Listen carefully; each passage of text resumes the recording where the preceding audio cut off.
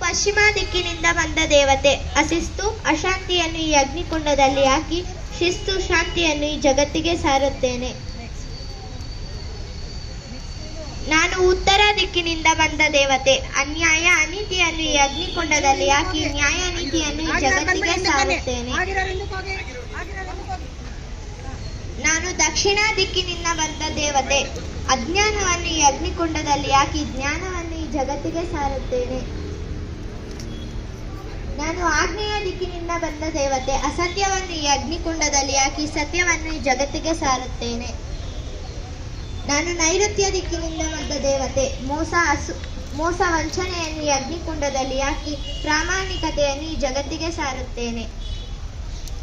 ನಾನು ವಾಯುವ್ಯ ದಿಕ್ಕಿನಿಂದ ಬಂದ ದೇವತೆ. ಭೇದ ಭಾವವನ್ನು ಈ ಅಗ್ನಿಕುಂಡದಲ್ಲಿ ಹಾಕಿ ಸಮಾನತೆಯನ್ನು ಈ ಜಗತ್ತಿಗೆ ಸಾರುತ್ತೇನೆ.